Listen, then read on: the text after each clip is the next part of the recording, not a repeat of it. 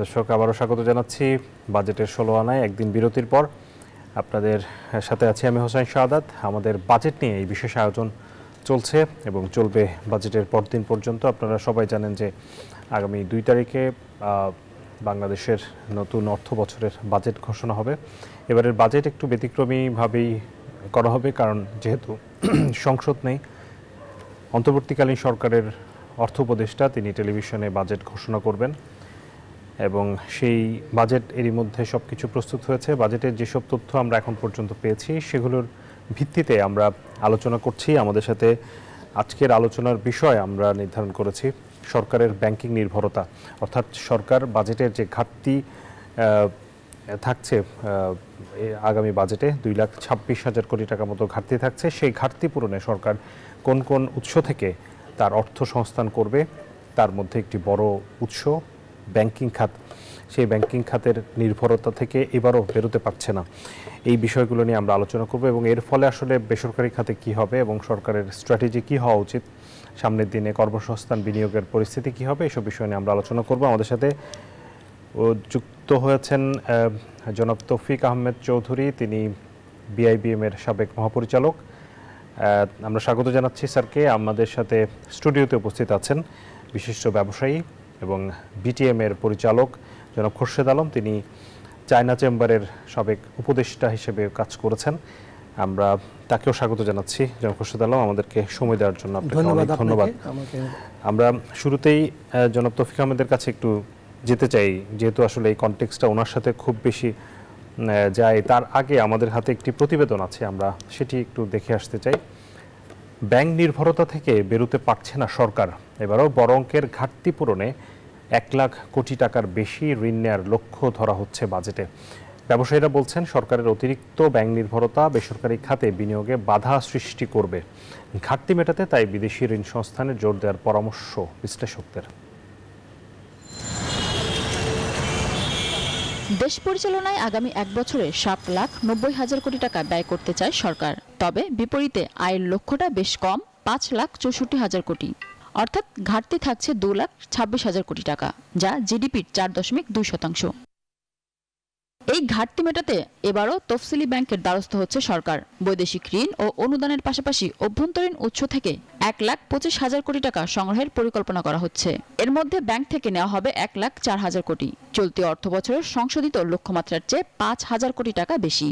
উন্নয়ন প্রকল্প করতে গিয়ে তারা খুব বেশি ঋণ ব্যাংকিং সেক্টর থেকে নেবে না, কারণ কিছু কিছু ব্যাংকের তো লিকুইডিটি ক্রাইসিস আছে। অর্থাৎ সেখানে যদি সরকার যদি আবার তাদের পূর্বের বছরের তুলনায় অধিক পরিমাণে ঋণ নিতে থাকে, তবে প্রাইভেট সেক্টরে আবার ঋণ প্রাপ্তির সুযোগটা স্কুইজ হয়ে আসবে, সেটা সরকার করবে না।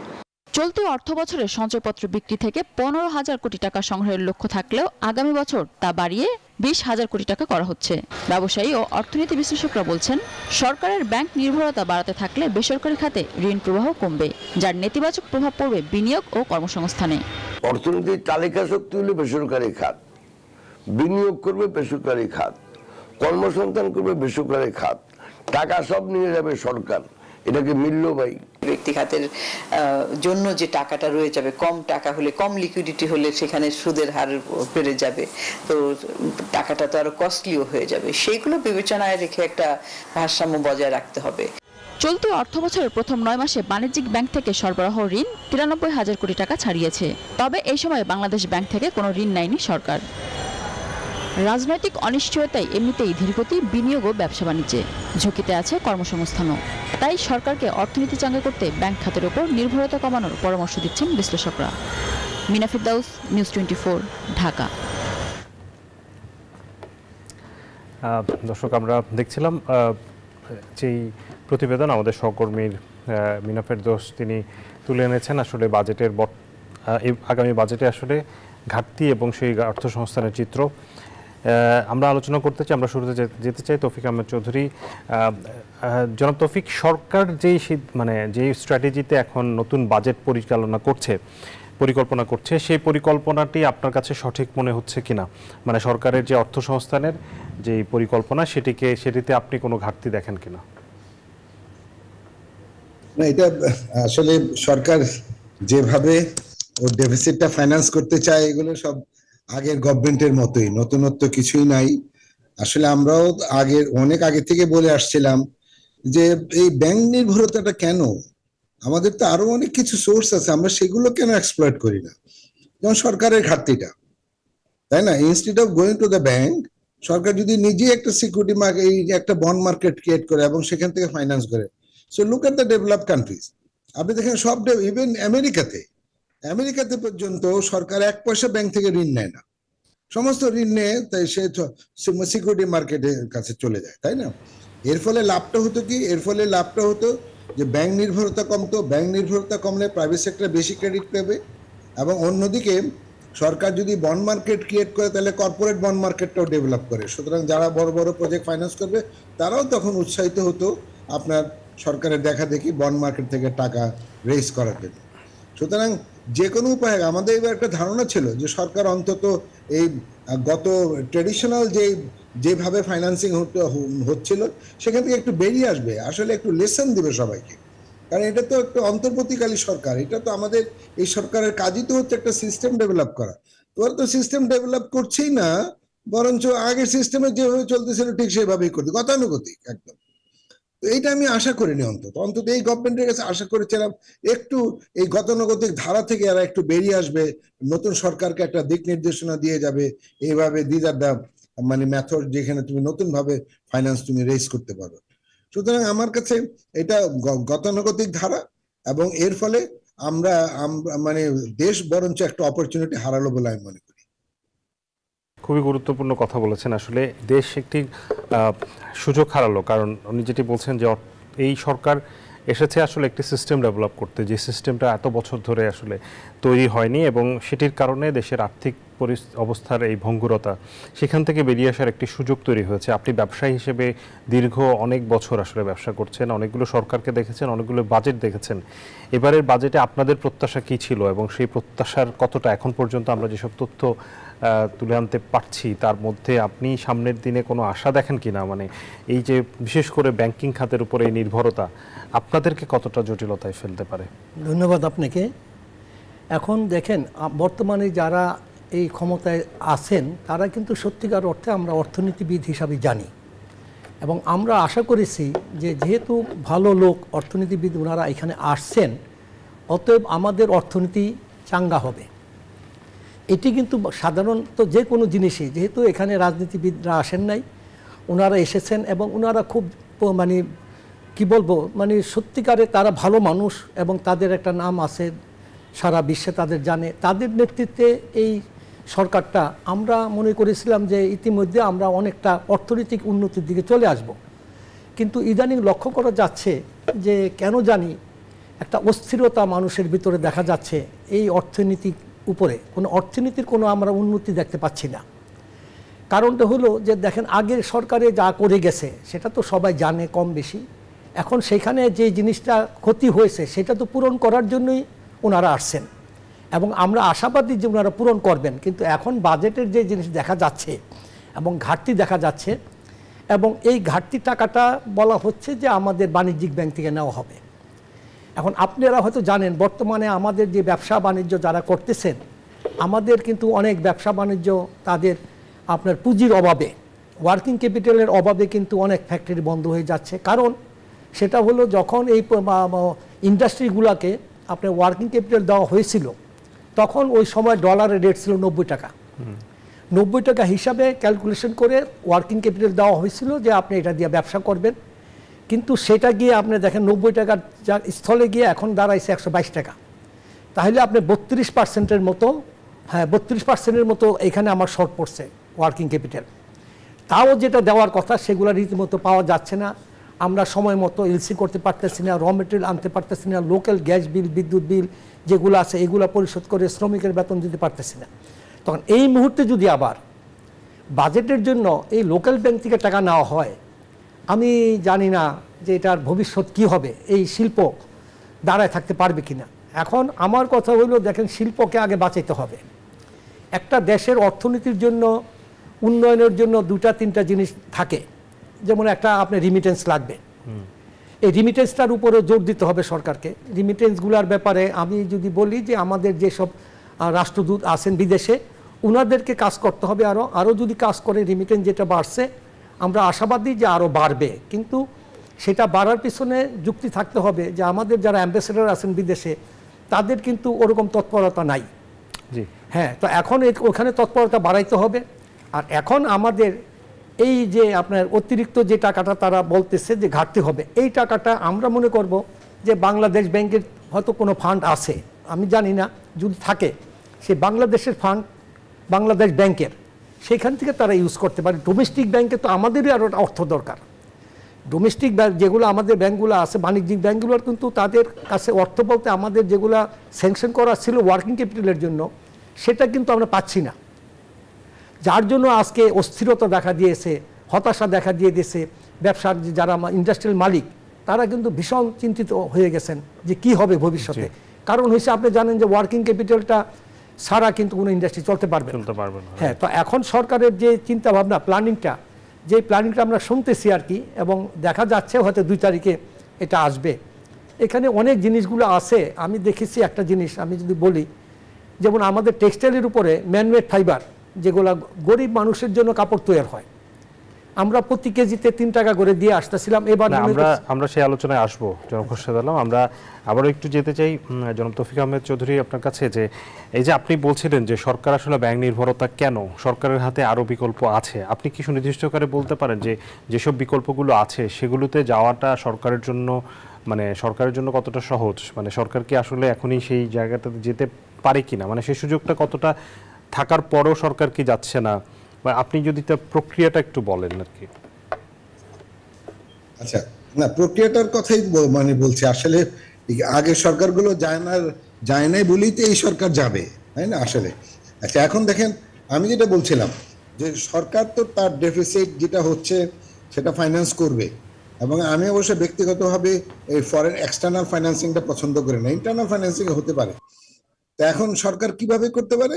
সরকার সিকিউরিটি মার্কেটে তার বন্ড ছাড়তে পারে, তার বিভিন্ন ডেট পেপার ছাড়তে পারে, ছাপিয়ে সেগুলো সে ফাইন্যান্স করতে পারে। এর ফলে হয় কি, সরকারের কোনো নতুন টাকাও ক্রিয়েট করতে হচ্ছে না, ইনফ্লেশনের উপরও চাপ কম পড়বে।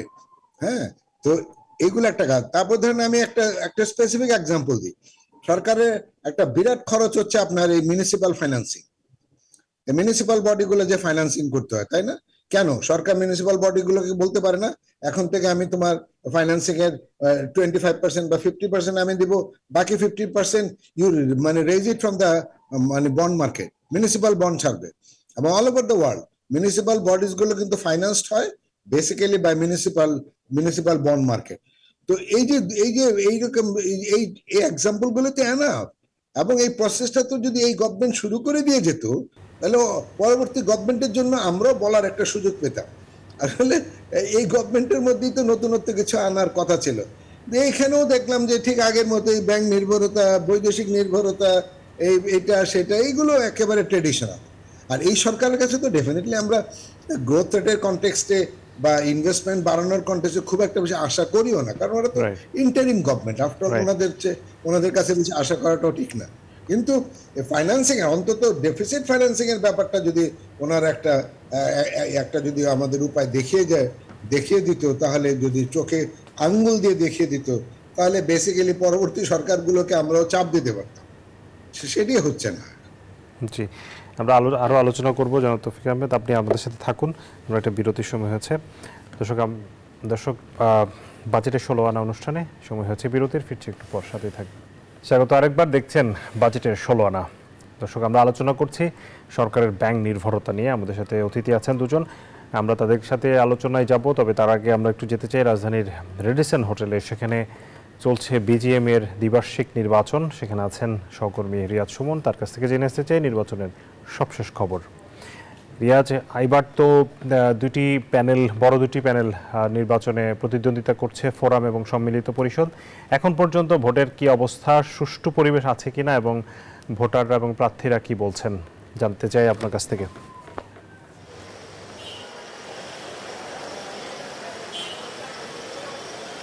সাদাত, ধন্যবাদ আপনাকে।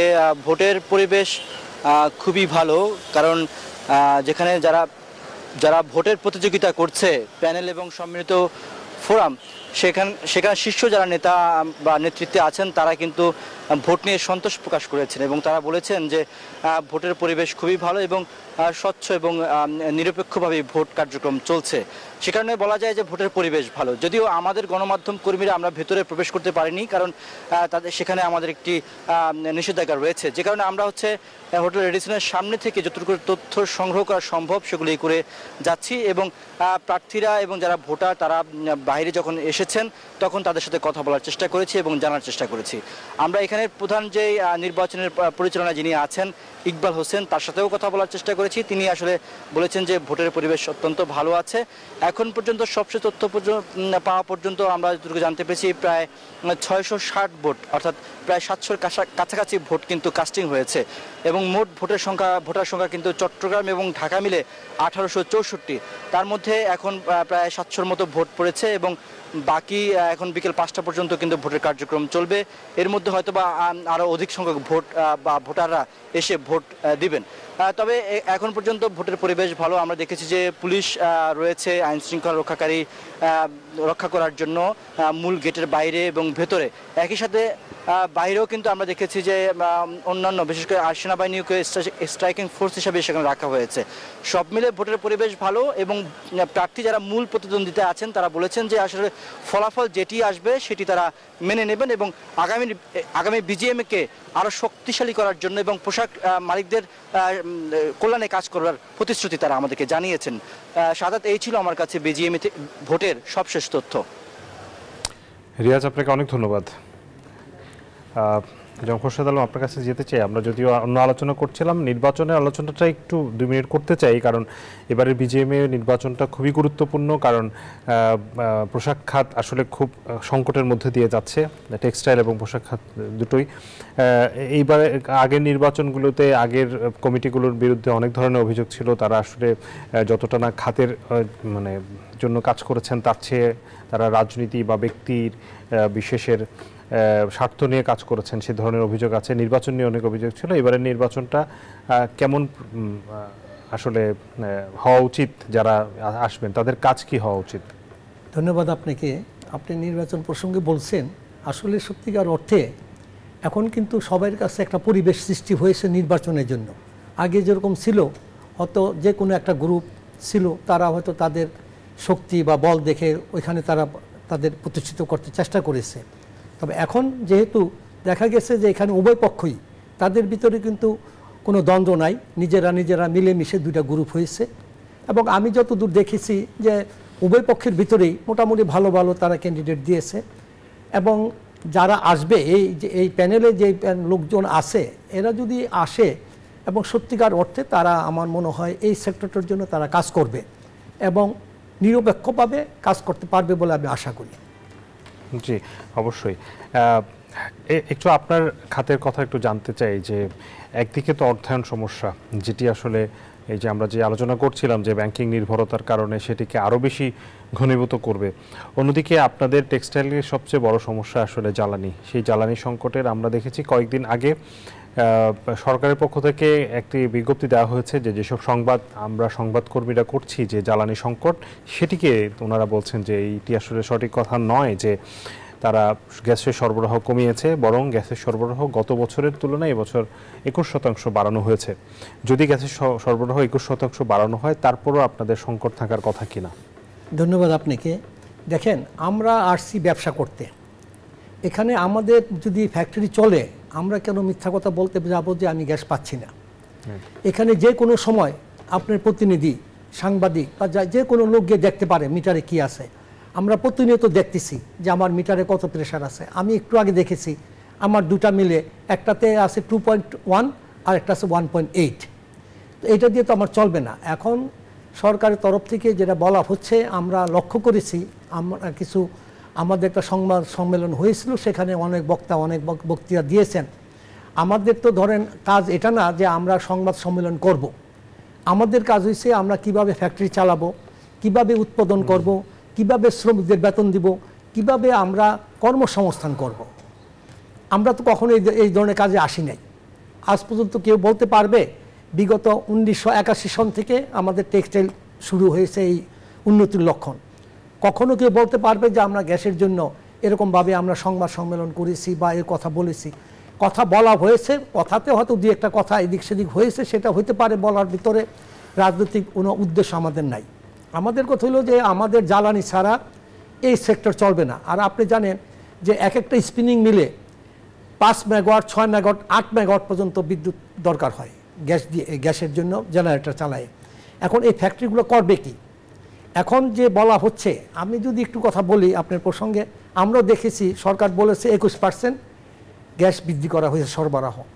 আমি যদি একটু বলি, আমি যাব না অত তর্কে বা এত চ্যালেঞ্জে, আপনারা আসেন আমার ফ্যাক্টরিতে কোথায় দিয়েছেন।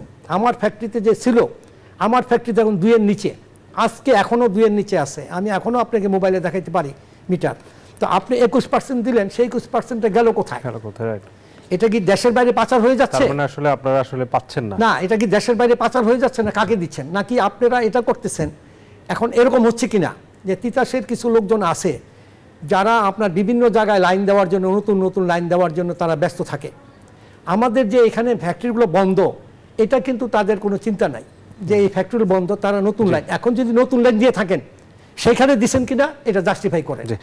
অবশ্যই এটা খতিয়ে দেখা উচিত। আমাদের কাছে জনাব তৌফিক আহমেদ চৌধুরী, আপনার কাছে যেটি জানতে চাই যে এই যে জনাব খোরশেদ আলম যে কথাগুলো বলছিলেন, তারা আসলে নানামুখী সমস্যায় জর্জরিত এই মুহূর্তে, সেই জায়গাটাতে তাদেরকে অর্থায়ন নিশ্চিত করার ক্ষেত্রে সরকার আসলে ব্যাংকিং সেক্টরে এই মুহূর্তে যেসব কাজগুলো করছেন, বিশেষ করে আমাদের যে গভর্নর কেন্দ্রীয় ব্যাংকের, তার পলিসিগুলোর কেমন হচ্ছে, মানে এখানে আসলে তার আর কি করার রয়েছে, বিশেষ করে শিল্পকে বাঁচিয়ে রাখার জন্য? না, এখানে এই ওনার গ্যাসের প্রবলেমটা আপনি অর্থায়ন দিয়ে না, আমি সেটি বলি নাই। আমি বলছি যে শিল্প নানামুখী সমস্যায় আছে। আমি গ্যাসের প্রবলেমটা নিশ্চয়ই অর্থায়ন দিয়ে হবে না। আমি বলতে চাচ্ছি যে অর্থায়নও তো তাদের একটা বড় সমস্যা। যেমন ক্ষুদ্র বিনিয়োগকারীরা অর্থায়ন পাচ্ছেন না, বড়দের ক্ষেত্রে অনেকে দেখা গেছে বিভিন্ন সময় যে লুটপাট হয়েছে, সেই কারণে এখন অনেকেই অর্থায়ন পাওয়ার ক্ষেত্রে সমস্যায় পড়ছেন। সেই জায়গাটাতে এই মুহূর্তে কি করা উচিত?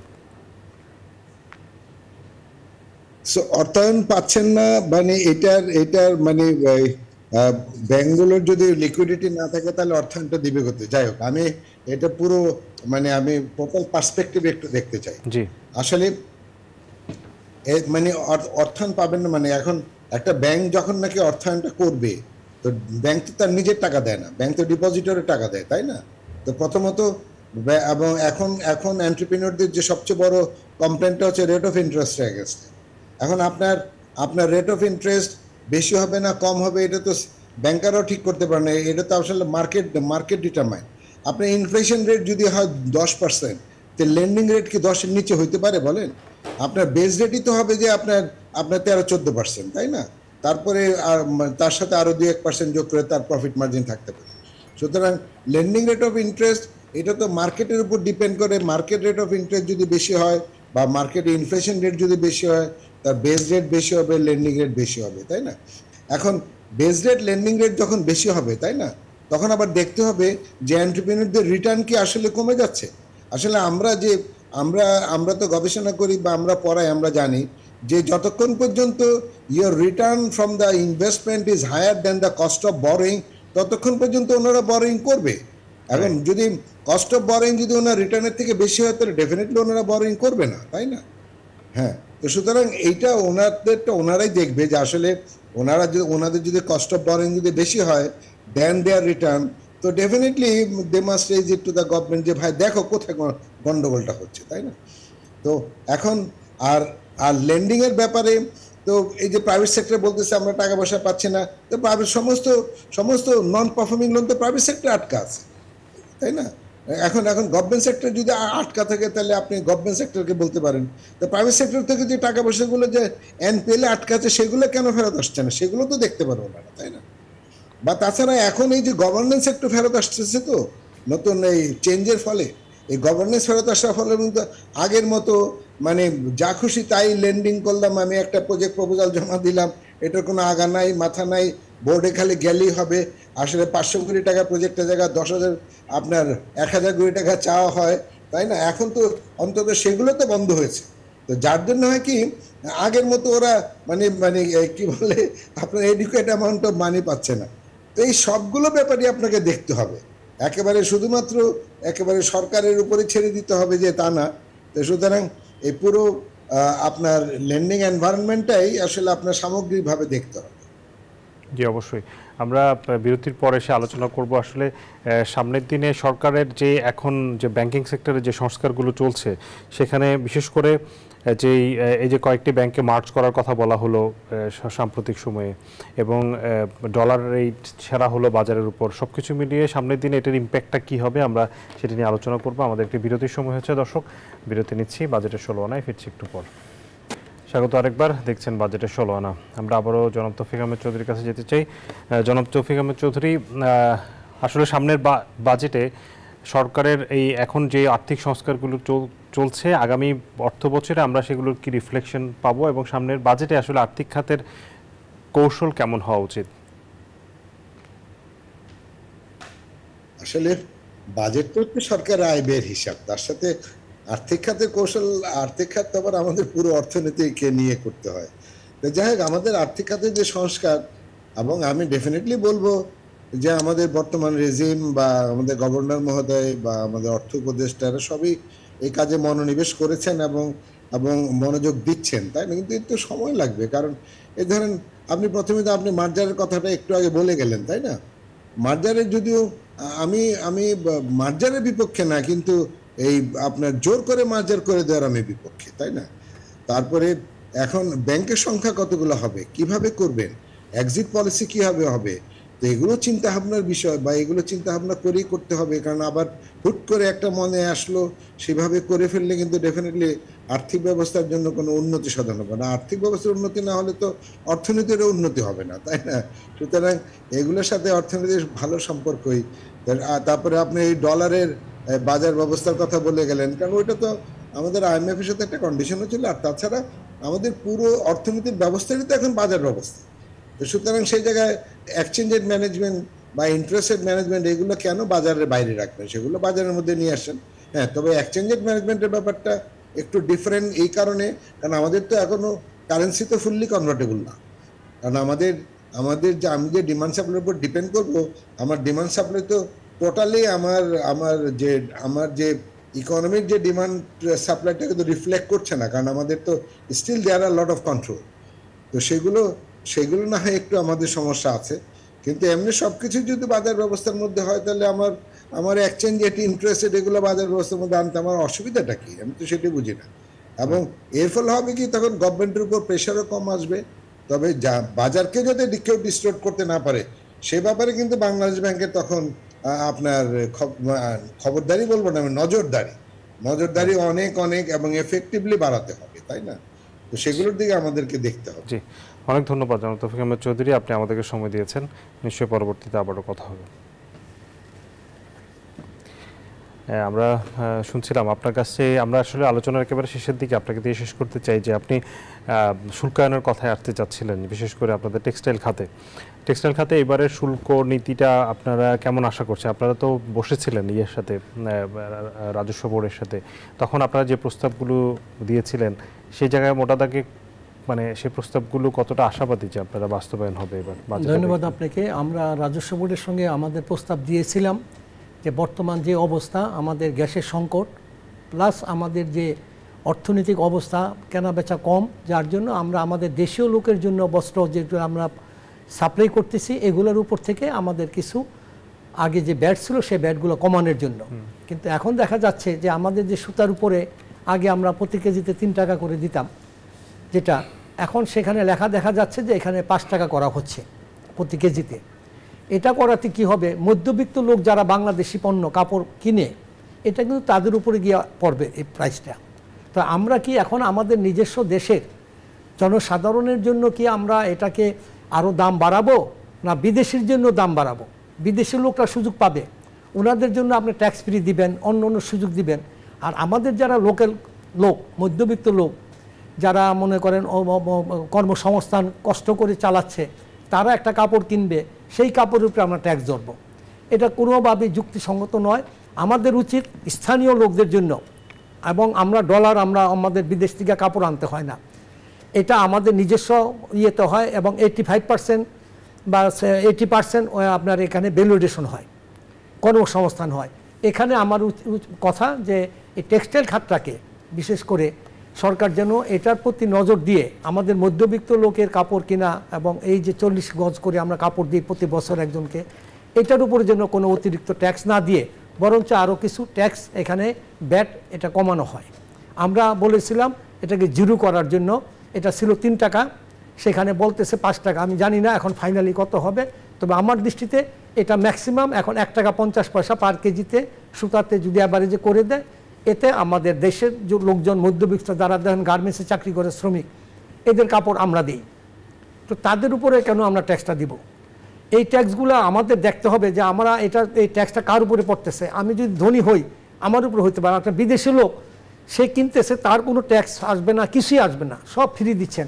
আর আমার এই শ্রমিকরা বাইরে দেশের লোক, তাদের সব একটা কাপড়ের উপরে একটা ইয়ের উপরে আপনারা ট্যাক্স ধরে দিচ্ছেন।